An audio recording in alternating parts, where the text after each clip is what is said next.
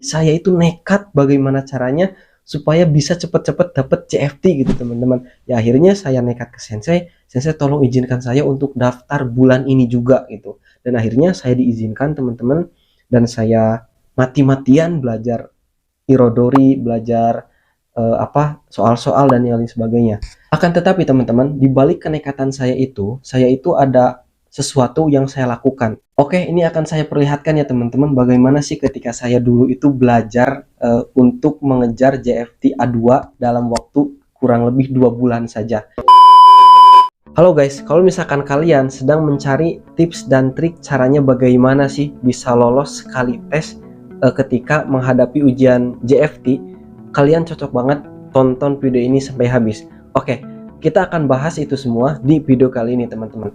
Dan sebelumnya, perkenalkan nama saya Nurul Nafis. Bagi kalian yang pertama kali masuk ke channel ini, silahkan untuk like, komen, dan subscribe, dan jangan lupa untuk share ke teman-teman yang lain ya teman-teman. Oke, pada kesempatan video kali ini saya ingin menceritakan bagaimana sih caranya supaya kita itu ketika tes JFT Basic A2 itu tuh dalam satu kali coba teman-teman, jadi enggak 2 ataupun 3 kali. Soalnya udah biayanya mahal, dapat kursinya pun ataupun dapat slotnya pun susah.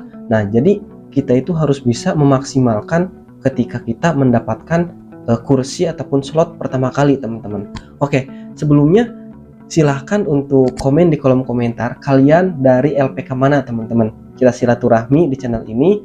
Kebetulan saya dari Joycare cabang Yogyakarta, dan sekarang alhamdulillah sudah beres melaksanakan JFT A2, dan kemarin alhamdulillah sekali tes ya, walaupun nilainya tidak gede-gede amat teman-teman.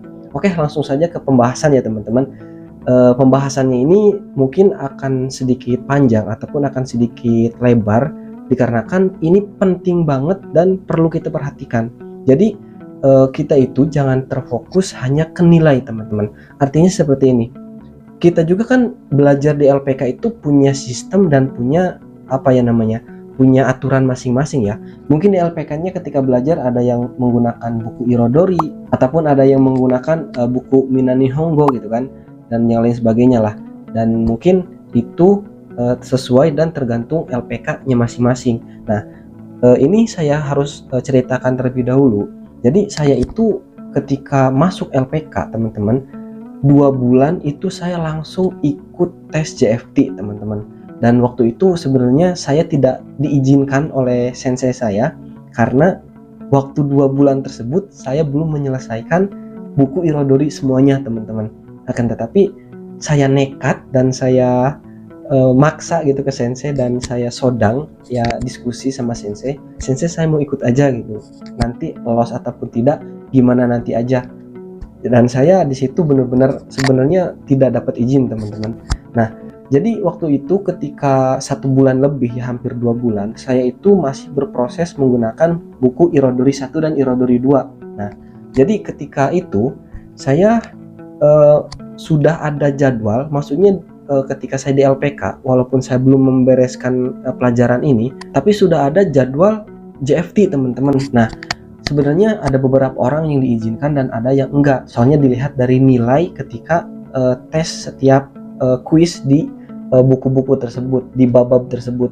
Dan saya mungkin nilai saya itu tidak bagus-bagus amat, dan yang menjadi permasalahannya saya itu ketika belajar ya memang kurang maksimal teman-teman dibanding yang lain gitu. Saya itu agak sedikit tertinggal lah seperti itu. Maka dari itu saya tidak diizinkan oleh sensei untuk mengikuti bulan tersebut. Nah, akan tetapi saya itu nekat bagaimana caranya supaya bisa cepet-cepet dapet CFT gitu teman-teman. Ya akhirnya saya nekat ke sensei tolong izinkan saya untuk daftar bulan ini juga gitu. Dan akhirnya saya diizinkan teman-teman, dan saya mati-matian belajar Irodori, belajar soal-soal dan yang lain sebagainya. Akan tetapi teman-teman, di balik kenekatan saya itu ada sesuatu yang saya lakukan. Oke, ini akan saya perlihatkan ya teman-teman, bagaimana sih ketika saya dulu itu belajar untuk mengejar JFT A2 dalam waktu kurang lebih 2 bulan saja. Nah, jadi caranya itu saya itu ngeprint apa yang ada di LPK gitu, kayak misalkan soal-soal ataupun ada bocoran-bocoran kayak soal-soal tahun kemarin tuh bagaimana sih gitu, soal-soal bulan kemarin tuh gimana sih. Nah, saya print semuanya teman-teman, dan setelah saya print ya setiap malam itu saya hafalin, saya pelajari bunponya, saya pelajari kanjinya, saya pelajari kotobanya dan yang lain sebagainya teman-teman. Nah, selain itu juga teman-teman, saya itu sering banget nanya-nanya ke senpai-senpai. Nah, ini kita manfaatin senpai kita teman-teman. Kalau misalkan kita punya senpai yang udah JFT ataupun yang udah lolos JFT, nah jadi kita tanya nih, ketika itu kalian dapat soal apa, ketika itu kalian dapat soal yang bagaimana, kalian dapat soal apa misalkan, dan yang lain sebagainya. Intinya kita itu harus rewel, tapi rewelnya itu dalam arti kebaikan ya teman-teman. Rewel menanyakan supaya kita itu paham nanti ketika tes dan kita tidak terlalu shock gitu.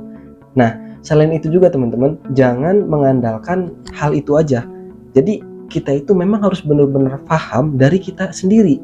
Soalnya kalau misalkan kita memanfaatkan senpai saja ataupun dari jawaban-jawaban yang udah ada gitu, yang udah kita ketahui dari pemberitahuan kakak kelas kita ataupun senpai kita, akan tetapi kalau misalkan jeleknya kita itu nanti mendapatkan soal yang berbeda, terus kita itu mendapatkan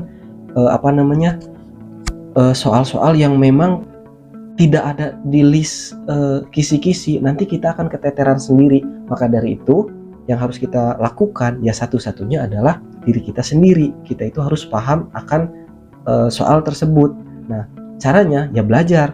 Kayak misalkan kalau saya itu dulu JFT Basic A2 kanjinya itu di list saya itu waktu itu ada 630 kalau nggak salah. Jujur kalau misalkan dipahami satu-satu ataupun dihafalin satu-satu, itu saya tidak hafal teman-teman.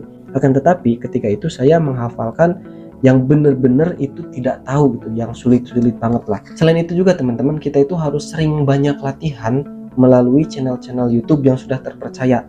Oke, contohnya nih, kalau misalkan ketika saya untuk mengerjakan soal biasanya dari channel Nippon Time teman-teman. Ya, mungkin semuanya juga udah tahu ya, kalau misalkan channel Nippon Time itu hampir direkomendasiin di seluruh LPK menurut saya, karena saya pun dapat informasi itu dari sensei saya sebelumnya, jadi direkomendasiin channel tersebut.